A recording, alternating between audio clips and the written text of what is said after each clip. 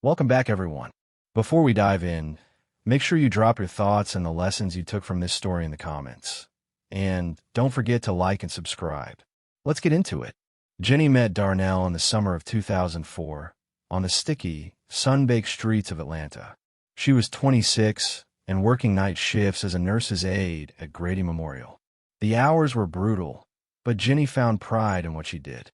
Her paychecks never went far, not with rent and her little brother's college fund to cover. But there was satisfaction in helping the old folks with their meals and medicine, seeing them smile when their families didn't visit. Darnell, meanwhile, was hustling security at a shipping yard down by the railroad tracks. He'd talk about big dreams, owning his own place, going to community college, finding some way to get his mother out of the projects. Jenny liked that. He talked big, but he worked hard. They understood each other's grind in a way that felt like fate. Their courtship wasn't glamorous. There were no expensive dinners or trips out of town. Most nights, Darnell would bring Jenny a peach soda and some chips at the end of her shift, and they'd sit on the steps outside her apartment, talking about everything and nothing. They made do with what they had, and slowly, Jenny realized she didn't mind sharing her small space with someone else. It was Darnell's sense of humor, the way he'd cook breakfast for her after her 12-hour shifts, the way he made her laugh when everything else felt heavy. The years that followed weren't easy. Darnell got laid off from the shipping yard and bounced between jobs. Jenny picked up extra shifts, sometimes doubles, sometimes back-to-back weekends, just to keep them afloat. When Darnell talked about going back to school, Jenny found a way to make it happen. She took out a personal loan in her name to pay for his classes and textbooks, knowing full well it would be years before she could pay it all off. She never complained, not even when Darnell's son from a previous relationship needed new clothes, or when his mother lost her job and moved in with them for just a couple weeks that turned into almost a year. Jenny was there through all of it. She sold the small patch of land her father left her after he passed, just to pay off some of Darnell's credit card debt and make a down payment on a second-hand Honda so he could get to work. She juggled 2, sometimes 3 jobs, everything from overnight shifts at the hospital to cleaning offices in Buckhead on Sundays, to doing hair out of her living room when she had the energy. Darnell swore up and down that one day, things would be different. He'd make it up to her. They'd get out of the cycle and have something to call their own. They got married in 2008 at the Fulton County Courthouse. The wedding was modest, just Jenny's brother, Darnell's mother, and a couple friends. There were no matching dresses or catered dinners, but it felt right. The judge asked if they wanted a prenup. Darnell, grinning with his hand in Jenny's, said, "Of course, just in case we hit it big, right?" They both laughed, but Jenny remembered her mother's warnings about trust and money, about how people could change when they finally got their hands on a little bit of comfort. Jenny insisted, if there ever was any big windfall, she should be protected for everything she'd given up.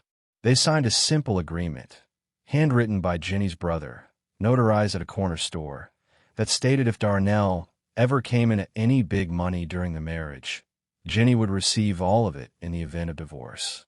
Darnell didn't even read it closely. "You know I'd never leave you, baby," he said, kissing her forehead. The years rolled on. Sometimes things got better, sometimes they got worse. Darnell finished community college, got a steady job as a manager at a warehouse, and for a while it seemed like all their work was finally paying off. But the stress never really left.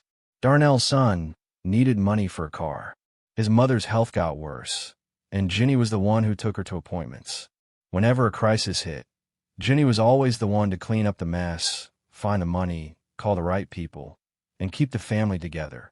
By the time Jenny was in her early 40s, she was tired in a way that sleep couldn't fix. She still loved Darnell, but sometimes she wondered what her life might have been like if she just thought about herself for once. She dreamed of little things, a day to herself at the park, sleeping in without worrying about bills or broken-down cars. She pushed those thoughts aside. They were a team. That was what love was, she told herself. The day Darnell won the lottery, everything changed. He bought the scratch-off on a whim at a gas station on his way home. Jenny was working a double that night.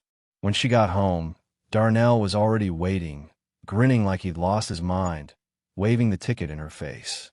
"Baby, we made it," he kept saying over and over, until Jenny thought she'd faint from excitement. She burst into tears, laughing and crying all at once.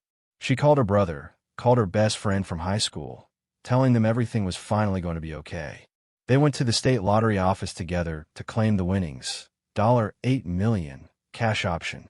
For the first time in her life, Jenny let herself dream big. She wanted to buy a small house outside the city, maybe go back to school. Darnell talked about a new car, paying off his mother's debts, maybe a trip to Hawaii. They started looking at houses online together. Jenny even let herself look at fancy dresses, imagining what it would be like to finally walk into a store and not worry about the price tag. But the change came fast and hard. Within days, Darnell's phone was blowing up with calls from people Jenny had never met. Cousins, old friends, even women who claimed they used to date him. He started spending money, fast, new shoes, designer watches, flashy dinners at places Jenny had only seen on TV. He started coming home later, started acting distant. Jenny tried to talk to him, tried to remind him of their plans, but Darnell would wave her off, saying, "Let me enjoy this, baby. We deserve it." It got worse when the money hit their account. Darnell quit his job.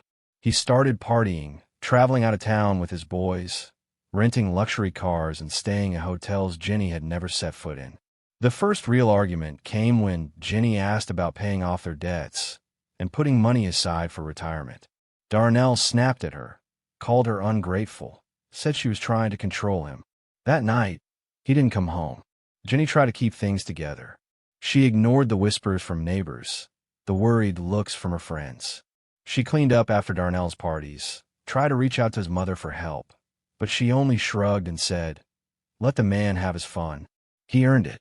Darnell's son stopped coming by, too busy with his own life now that there was money to be had. One evening, after working late, Jenny came home to find her clothes packed in trash bags on the porch. The locks had been changed. Darnell was inside, laughing with a woman Jenny didn't recognize, a tall, light-skinned girl in heels and a designer dress. "You don't live here anymore," Darnell said, barely looking at her. "We're done. Papers are coming." Jenny begged him to talk, begged him to let her in, but he shut the door in her face. The woman inside laughed. Jenny sat on the steps for an hour, hoping he'd change his mind, but he never came out. The divorce papers came the next morning, delivered by a sheriff's deputy, while Jenny was staying with a cousin. She couldn't eat, couldn't sleep. She cried herself sick, wondering how it had come to this. Every call to Darnell went straight to voicemail. When she tried to talk to his mother, she only said, "It's best to let him move on." Friends she'd known for years stopped answering her calls. Even her stepdaughter texted her once, "He's happy now. Just let him live." Jenny felt invisible. For months, Jenny drifted. She bounced between her cousin's place in Birmingham and her godmother's cramped apartment in Memphis. She took temp jobs where she could, cleaning offices, working the register at a gas station, anything to pay for groceries and keep herself moving. Nights were the worst. She'd lie awake replaying every conversation, every sacrifice, every moment she'd put Darnell and his family first. She wondered if anyone would ever love her again, or if her life had just been a long mistake. She didn't have money for a lawyer. At first, she was so ashamed she didn't want to fight. But her brother, who still remembered that courthouse wedding, reminded her of something. "Didn't y'all sign something back then?"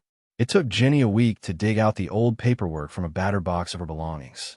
There it was, the prenup, yellowed and creased, but still perfectly clear. The agreement wasn't long or complicated. It was just 2 pages, handwritten in neat block letters, with both of their signatures at the bottom.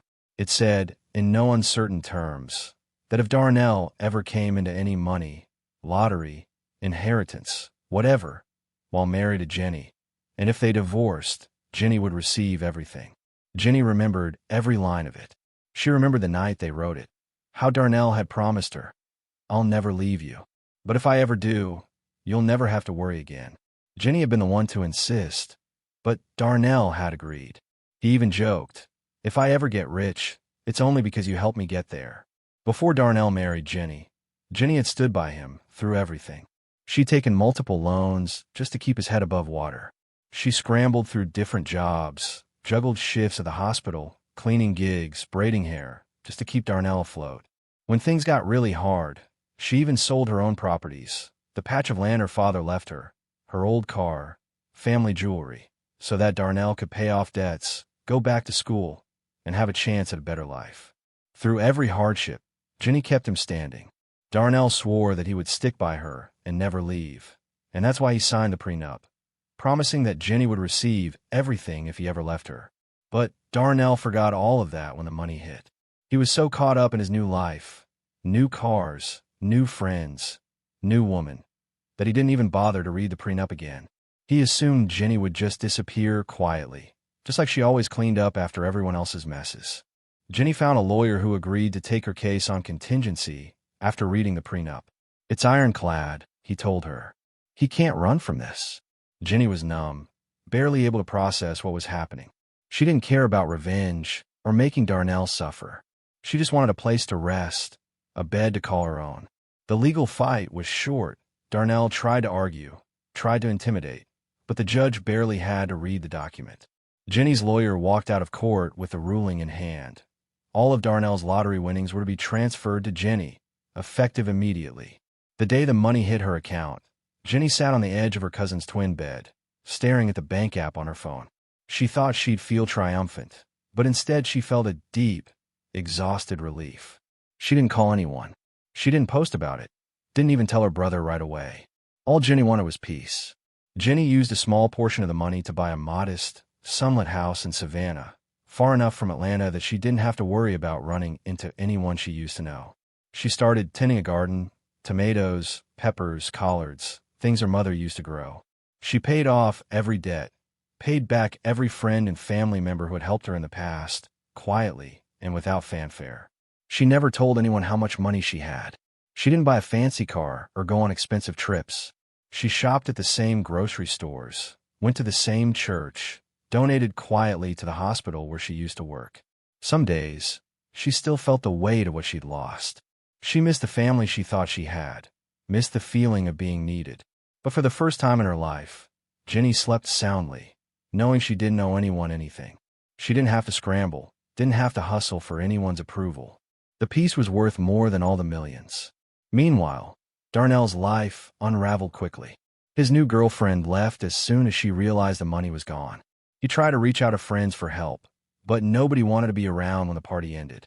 His car got repossessed. His phone stopped working. The house he'd kicked Jenny out of went into foreclosure. Eventually, he moved back in with his mother, who barely spoke to him except to ask for rent. Jenny heard about Darnell's downfall from her old neighbor, who called to check in. "You know he ain't got nothing left, right?" the neighbor said. "All that money, and nothing to show for it."